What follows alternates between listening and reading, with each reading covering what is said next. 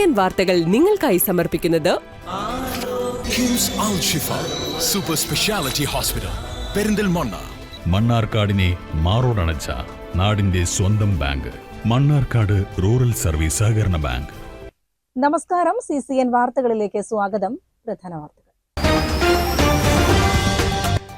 കേരളത്തിന്റെ 13ാമത് മുഖ്യമന്ത്രിയായി ദൈവനാമത്തിൽ സത്യപ്രതിജ്ഞ ചെയ്ത് VD സതീശൻ അധികാരമേറ്റു. ഗവർണർ രാജേന്ദ്ര ആർലേക്കർ സത്യവാചകം ചൊല്ലിക്കൊടുത്തു. 6 പതിറ്റാണ്ടിനു ശേഷം ആദ്യമായാണ് ഒരു UDF മന്ത്രിസഭ മുഖ്യമന്ത്രിയോടൊപ്പം ഒന്നിച്ച് സത്യപ്രതിജ്ഞ ചെയ്യുന്നത്. മുഖ്യമന്ത്രി VD സതീശന്റെ നേതൃത്വത്തിലുള്ള 21-അംഗ UDF മന്ത്രിസഭ അധികാരമേറ്റതിന് പിന്നാലെ ചേർന്ന ആദ്യ മന്ത്രിസഭാ യോഗത്തിൽ ജനപ്രിയ പ്രഖ്യാപനങ്ങളുമായി സർക്കാർ. തിരുവനന്തപുരം സെൻട്രൽ സ്റ്റേഡിയത്തിൽ നടന്ന പ്രൗഢഗംഭീരമായ സത്യപ്രതിജ്ഞാ ചടങ്ങിനു ശേഷം നടന്ന യോഗത്തിലാണ് സുപ്രധാന തീരുമാനങ്ങൾ കൈക്കൊണ്ടത്. സ്ഥാനാർത്ഥി വിഷയവുമായി ബന്ധപ്പെട്ടുയർന്ന പ്രാദേശിക വാദങ്ങളെ മറികടന്ന് മുസ്ലിം ലീഗ് സംസ്ഥാന നേതൃത്വം നൽകിയ വിശ്വാസ്യത 4ാം തവണയും കാത്തുസൂക്ഷിച്ച N ഷംസുദ്ദീൻ ആദ്യമായി മന്ത്രി പദവിയിലേക്ക്. മണ്ണാർക്കാട് മണ്ഡലത്തിന്റെ ചരിത്രത്തിലെ റെക്കോർഡ് ഭൂരിപക്ഷത്തിലാണ് N ഷംസുദ്ദീൻ വിജയിച്ചത്. ഇടതുകോട്ടയായിരുന്ന കോങ്ങാട് നിയോജക മണ്ഡലത്തിൽ അട്ടിമറി വിജയം നേടി നിയമസഭയിലെത്തിയ KA തുളസി മന്ത്രിയായി സത്യപ്രതിജ്ഞ ചെയ്ത് അധികാരമേറ്റു. ഇതോടെ പാലക്കാട് ജില്ലയിൽ നിന്നുള്ള ആദ്യ വനിതാ മന്ത്രി എന്ന തിളക്കമാർന്ന ചരിത്ര നേട്ടവും KA തുളസിക്ക് സ്വന്തമായി.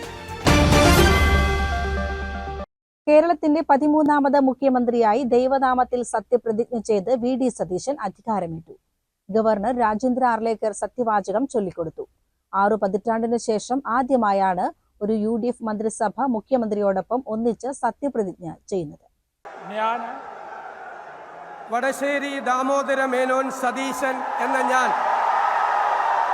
കേരള സംസ്ഥാനത്തെ മുഖ്യമന്ത്രി എന്ന നിലയിൽ എൻ്റെ പരിഗണനയിൽ കൊണ്ടുവരുന്നതോ എൻ്റെ അറിവിൽ വരുന്നതോ ആയ ഏതെങ്കിലും വിഷയം അങ്ങനെയുള്ള മന്ത്രി എന്ന നിലയിലുള്ള എൻ്റെ കർത്തവ്യങ്ങളുടെ മുറപ്രകാരമുള്ള നിർവഹണത്തിന് ആവശ്യമാകുന്നതൊഴികെ ഞാൻ ഏതെങ്കിലും ആൾക്കോ ആളുകൾക്കോ നേരിട്ടോ നേരിട്ടല്ലാതെയോ അറിയിച്ചു കൊടുക്കുകയോ വെളിപ്പെടുത്തി കൊടുക്കുകയോ ചെയ്യുകയില്ലെന്ന് ദൈവത്തിൻ്റെ നാമത്തിൽ സത്യം ചെയ്യുന്നു.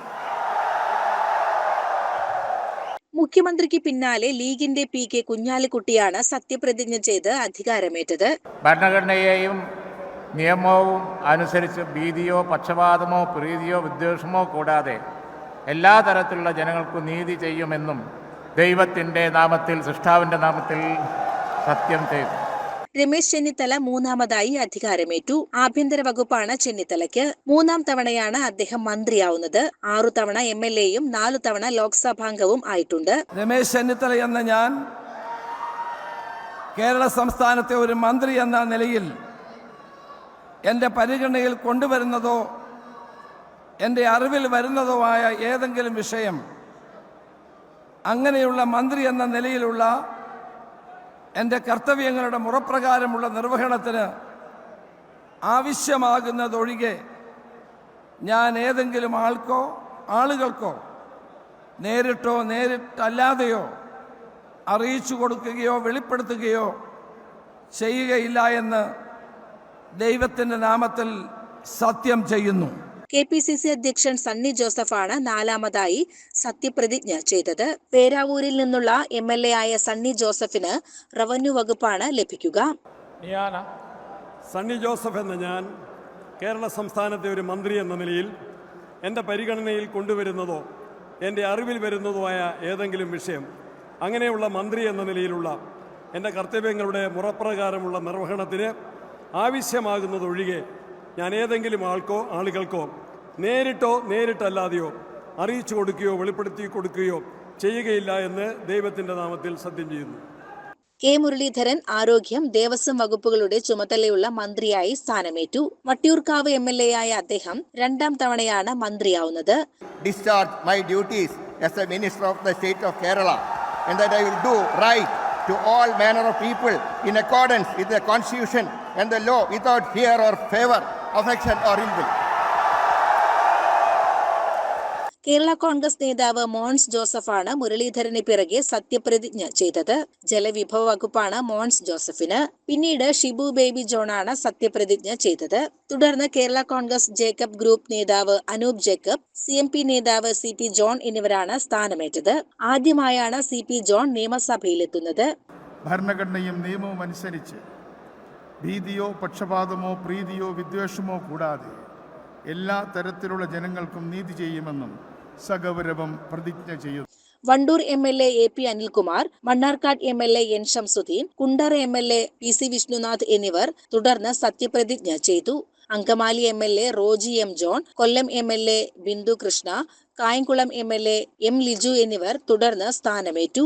Vengara MLA KM Shaji, Eranad MLA PK Basheer, കളമശ്ശേരിയിൽ നിന്ന് സഭയിലെത്തിയ EV Abdul Gafoor, Kalpetta MLA T Siddique, Kongad നിന്നുള്ള നിയമസഭാംഗം KA തുളസി, കൊടുങ്ങല്ലൂർ MLA OJ ജനീഷ് എന്നിവരും തുടർന്ന് സത്യപ്രതിജ്ഞ ചെയ്ത് അധികാരമേറ്റു.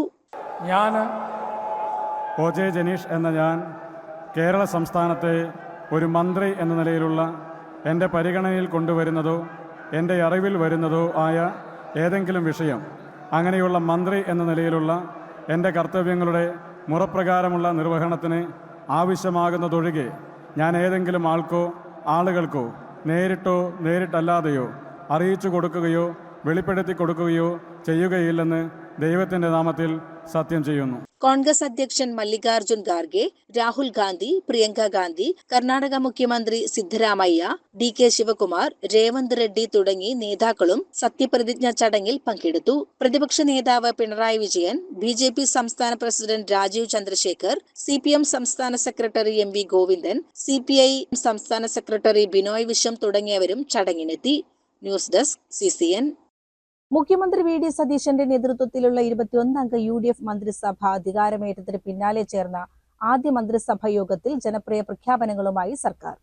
തിരുവനന്തപുരം സെൻട്രൽ സ്റ്റേഡിയത്തിൽ നടന്ന പ്രൗഢഗംഭീരമായ സത്യപ്രതിജ്ഞ ചടങ്ങിനു ശേഷം നടന്ന യോഗത്തിലാണ് സുപ്രധാന തീരുമാനങ്ങൾ കൈക്കൊണ്ടത്. അപ്പോൾ തെരഞ്ഞെടുപ്പ് കാലത്ത് UDF 5 ഗ്യാരണ്ടികൾ ജനങ്ങൾക്ക് നൽകിയിട്ടുണ്ടായിരുന്നു.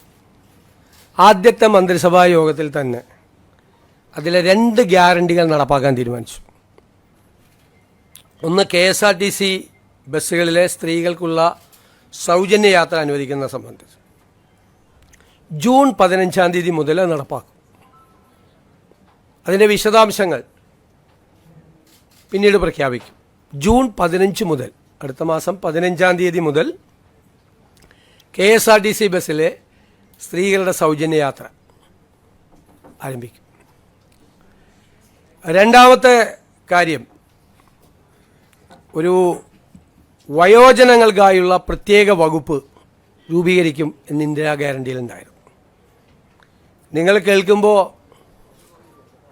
അത് തീരുമാനമെടുത്തിട്ടുണ്ട്. വയോജനങ്ങൾക്കായി പ്രത്യേക വകുപ്പ് രൂപീകരിക്കാൻ പോവുക.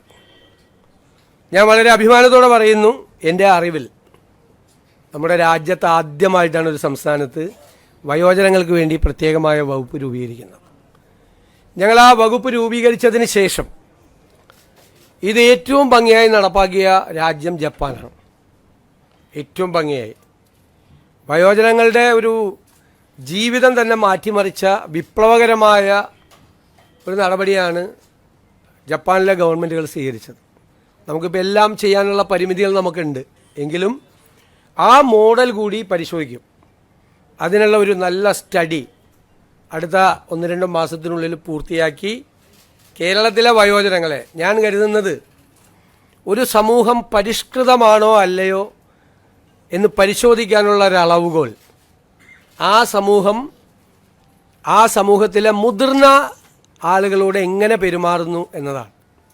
ഇപ്പം നമുക്ക് കേരളം സിവിലൈസ്ഡ് സൊസൈറ്റിയാണ്, പരിഷ്കൃത സമൂഹമാണെന്ന് ലോകത്തോട് മുഴുവൻ വിളിച്ചു പറയണമെങ്കിൽ പ്രായമായവരുടെ അവരോട് ഏറ്റവും മാന്യമായി, അവരെ കരുതലോടുകൂടി അവരെ ചേർത്ത് പിടിച്ചുകൊണ്ടുള്ള ഒരു സമീപനവും പദ്ധതികളും കേരളത്തിലുണ്ടാകണം ധാരാളമായി. ഒരു വകുപ്പ് രൂപീകരിച്ച് അവിടെ കുറേ സെക്രട്ടറിയും ഉദ്യോഗസ്ഥരും വയ്ക്കുന്ന അല്ല അതിൻ്റെ ഉദ്ദേശം. വലിയ ലക്ഷ്യങ്ങളാണ് അതിൻ്റെ അകത്തുള്ളത്. സ്വപ്നതുല്യമായ കാര്യങ്ങൾ ഈ വയോജന വകുപ്പ് രൂപീകരിച്ചതിൻ്റെ പുറകിലുണ്ട്. അത് പുറകെ സ്റ്റെപ്പ് ബൈ സ്റ്റെപ്പായിട്ട് നടക്കും. അതിനുള്ള വിശദമായ ഒരു പഠനം തന്നെയാണ് വയോജന വകുപ്പിനെ സംബന്ധിച്ചുള്ളത്. തിരഞ്ഞെടുപ്പ് വേളയിൽ നൽകിയ ഇന്ദിരാ ഗ്യാരണ്ടികളിലെ 2 സുപ്രധാന വാഗ്ദാനങ്ങൾ ആദ്യ യോഗത്തിൽ തന്നെ സർക്കാർ പ്രഖ്യാപിച്ചു. ജൂൺ 15 മുതൽ സംസ്ഥാനത്ത് KSRTC ബസ്സുകളിൽ സ്ത്രീകൾക്ക് സൗജന്യ യാത്ര അനുവദിക്കാൻ തീരുമാനിച്ചു. കൂടാതെ രാജ്യത്ത് ആദ്യമായി വയോജനങ്ങളുടെ ക്ഷേമത്തിനായി ഒരു പ്രത്യേക വകുപ്പ് രൂപീകരിക്കാനും തീരുമാനമായിട്ടുണ്ട്.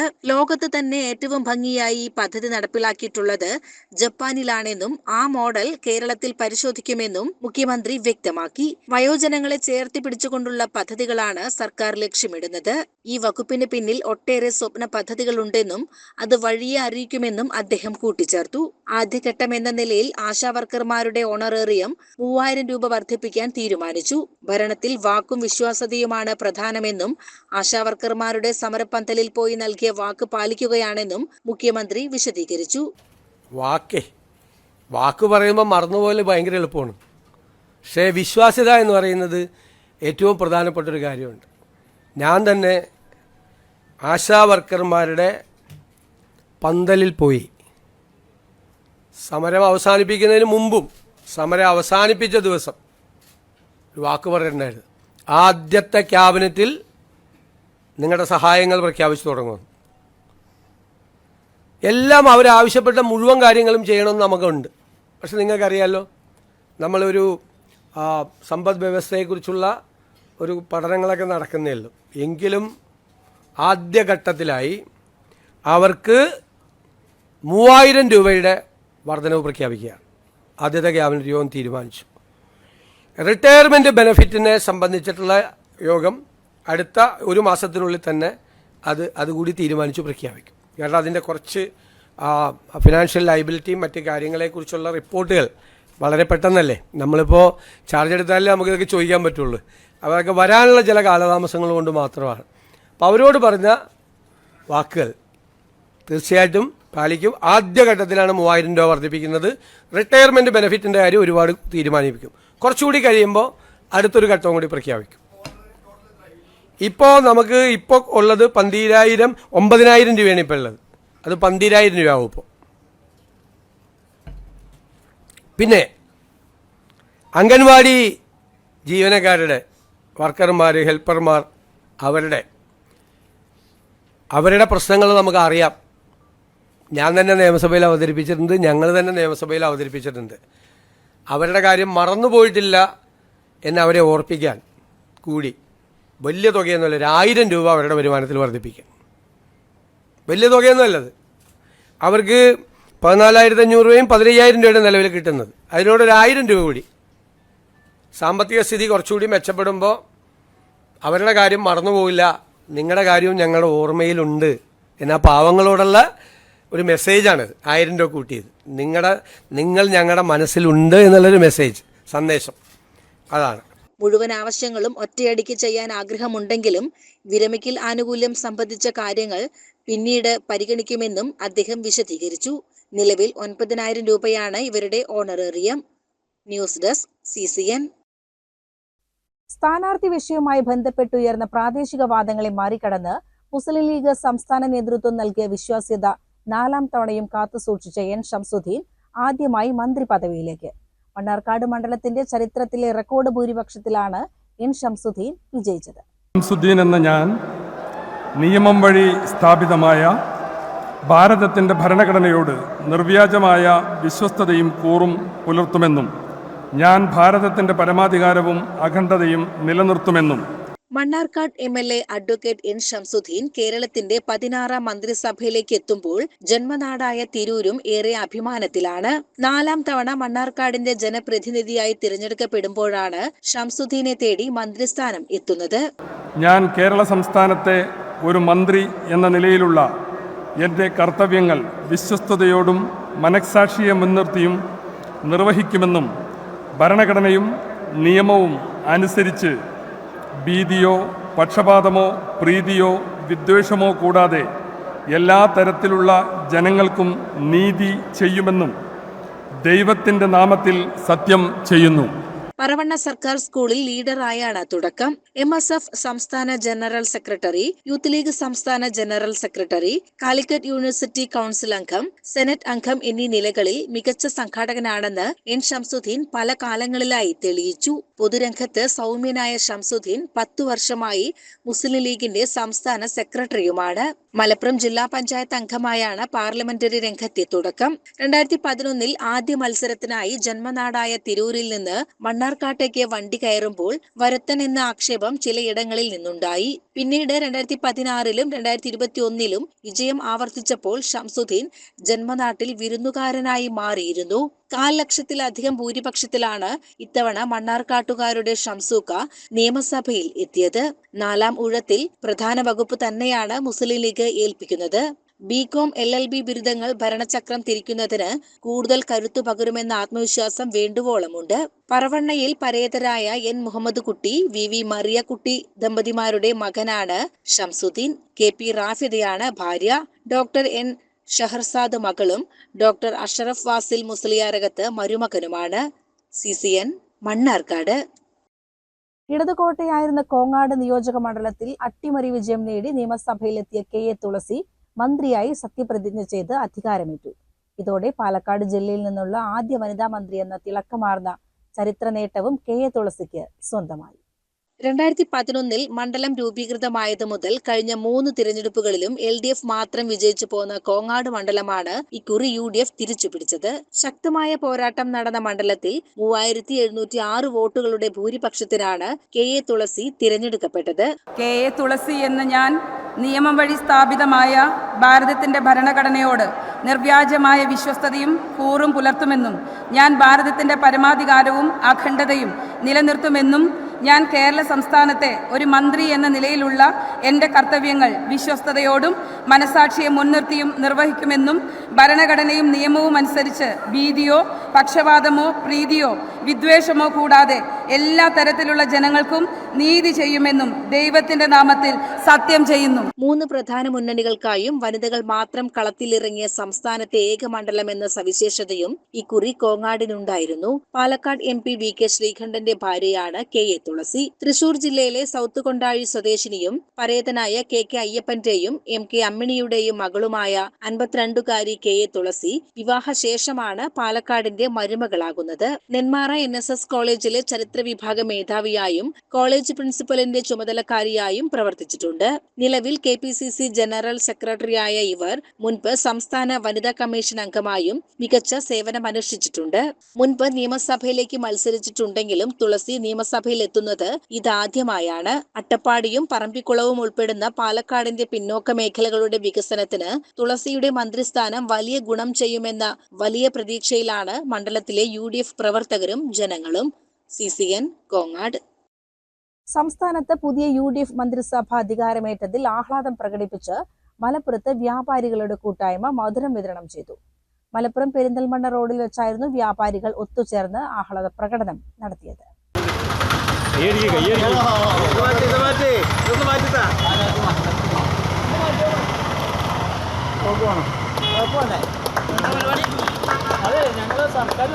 നമ്മൾ പുതിയ സർക്കാർ ഒരു ജനകീയ സർക്കാർ ഏറ്റെടുത്ത വഴിയുള്ള ഒരു മധുരം ജനങ്ങൾക്ക്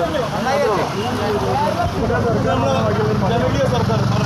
റോഡിലൂടെ കടന്നുപോയ കാൽനട യാത്രക്കാർക്കും വിവിധ വാഹനങ്ങളിലെ യാത്രക്കാർക്കും സമീപത്തെ കച്ചവട സ്ഥാപനങ്ങളിലുള്ളവർക്കും വ്യാപാരികൾ മധുര പലഹാരങ്ങൾ നൽകി സന്തോഷം പങ്കുവച്ചു. വ്യാപാരി കൂട്ടായ്മയുടെ പ്രതിനിധികളായ താജുദ്ദീൻ, സിദ്ദിഖ്, സാലി, ഷമീം എന്നിവർ ഈ ആഹ്ലാദ പരിപാടിക്ക് നേതൃത്വം നൽകി.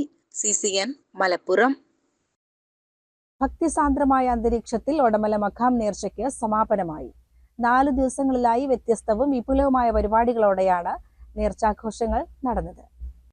സമാപന ദിവസമായ ഞായറാഴ്ച നടന്ന മൗലിദ് പാരായണത്തിന് ഹബീബുള്ള തങ്ങൾ അരക്കുപറമ്പ് നേതൃത്വം നൽകി. മഹല്ല് മുദരീസ് ഷെരീഫ് ഐസി കാരക്കാട് ചടങ്ങിൽ അധ്യക്ഷത വഹിച്ചു. വ്യാഴാഴ്ച നടന്ന അഖില കേരള ഖവ്വാലി മത്സരത്തോടെയാണ് നേർച്ച പരിപാടികൾക്ക് തുടക്കമായത്. പാണക്കാട് ഹമീദ് അലി ശിഹാബ് തങ്ങൾ ഉദ്ഘാടനം ചെയ്ത മത്സരത്തിൽ കേരളത്തിന്റെ വിവിധ ഭാഗങ്ങളിൽ നിന്നായി 13ഓളം ടീമുകൾ മാറ്റുരച്ചു.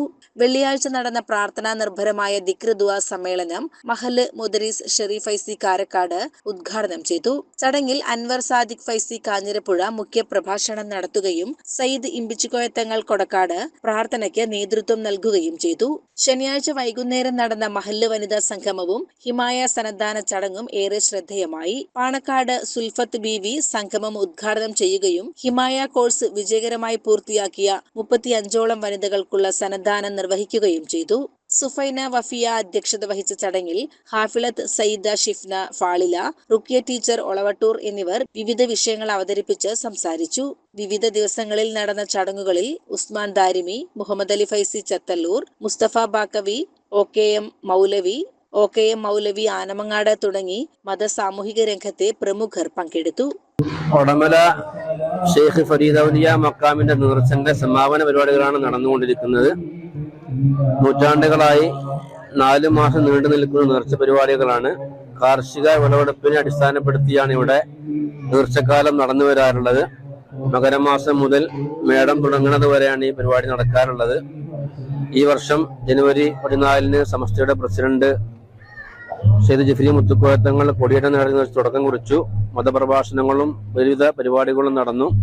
ഇന്ന് 10,000 കുടുംബങ്ങൾക്ക് അന്നദാനത്തോടു കൂടിയാണ് പരിപാടി അവസാനിപ്പിക്കുന്നത്. ധാരാളം ആളുകൾ അവരുടെ ആദര സഫലീകരണത്തിന് വേണ്ടി മതജാതി വ്യത്യാസമില്ലാതെ രാപ്പകൽ ഭേദമില്ലാതെ മക്കാമിലേക്ക് വന്നുകൊണ്ടിരിക്കുന്നുണ്ട്. അവർ നൽകുന്ന സംഭാവനകളും മറ്റുമൊക്കെയാണ് നേർച്ചയ്ക്ക് ഉപകരിക്കുന്നത്. എല്ലാ വർഷങ്ങളിലും ഒടമല മഹല്ല് കമ്മിറ്റിയാണ് വിപുലമായി നേർച്ച നടത്തി വരുന്നത്. ധാരാളം ആളുകളുടെ സഹായവും പിന്തുണയും ഇതിനുണ്ട്. CCN പെരിന്തൽമണ്ണ. പ്രധാന വാർത്തകൾ ഒരിക്കൽ കൂടി. കേരളത്തിന്റെ 13ാമത് മുഖ്യമന്ത്രിയായി ദൈവനാമത്തിൽ സത്യപ്രതിജ്ഞ ചെയ്ത് VD സതീശൻ അധികാരമേറ്റു. ഗവർണർ രാജേന്ദ്ര ആർലേക്കർ സത്യവാചകം ചൊല്ലിക്കൊടുത്തു. 6 പതിറ്റാണ്ടിന് ശേഷം ആദ്യമായാണ് ഒരു UDF മന്ത്രിസഭ മുഖ്യമന്ത്രിയോടൊപ്പം ഒന്നിച്ച് സത്യപ്രതിജ്ഞ ചെയ്യുന്നത്. മുഖ്യമന്ത്രി VD സതീശന്റെ നേതൃത്വത്തിലുള്ള 21-അംഗ UDF മന്ത്രിസഭ അധികാരമേറ്റതിന് പിന്നാലെ ചേർന്ന ആദ്യ മന്ത്രിസഭാ യോഗത്തിൽ ജനപ്രിയ പ്രഖ്യാപനങ്ങളുമായി സർക്കാർ. തിരുവനന്തപുരം സെൻട്രൽ സ്റ്റേഡിയത്തിൽ നടന്ന പ്രൗഢഗംഭീരമായ സത്യപ്രതിജ്ഞാ ചടങ്ങിന് ശേഷം നടന്ന യോഗത്തിലാണ് സുപ്രധാന തീരുമാനങ്ങൾ കൈക്കൊണ്ടത്. സ്ഥാനാർത്ഥി വിഷയവുമായി ബന്ധപ്പെട്ടുയർന്ന പ്രാദേശിക വാദങ്ങളെ മറികടന്ന് മുസ്ലിം ലീഗ് സംസ്ഥാന നേതൃത്വം നൽകിയ വിശ്വാസ്യത 4ാം തവണയും കാത്തുസൂക്ഷിച്ച N ഷംസുദ്ദീൻ ആദ്യമായി മന്ത്രി പദവിയിലേക്ക്. മണ്ണാർക്കാട് മണ്ഡലത്തിന്റെ ചരിത്രത്തിലെ റെക്കോർഡ് ഭൂരിപക്ഷത്തിലാണ് N ഷംസുദ്ദീൻ വിജയിച്ചത്. ഇടതുകോട്ടയായിരുന്ന കോങ്ങാട് നിയോജക മണ്ഡലത്തിൽ അട്ടിമറി വിജയം നേടി നിയമസഭയിലെത്തിയ KA തുളസി മന്ത്രിയായി സത്യപ്രതിജ്ഞ ചെയ്ത് അധികാരമേറ്റു. ഇതോടെ പാലക്കാട് ജില്ലയിൽ നിന്നുള്ള ആദ്യ വനിതാ മന്ത്രി എന്ന തിളക്കമാർന്ന ചരിത്ര നേട്ടവും KA തുളസിക്ക് സ്വന്തമായി. ഇതോടെ CCN വാർത്തകൾ സമാപിക്കുന്നു. നമസ്കാരം. CCN വാർത്തകൾ നിങ്ങൾക്കായി സമർപ്പിച്ചത് കിംസ് അൽ ഷിഫ സൂപ്പർ സ്പെഷ്യാലിറ്റി ഹോസ്പിറ്റൽ പെരിന്തൽമണ്ണ. മണ്ണാർക്കാടിനെ മാറോടണച്ച നാടിന്റെ സ്വന്തം ബാങ്ക് മണ്ണാർക്കാട് റൂറൽ സർവീസ് സഹകരണ ബാങ്ക്.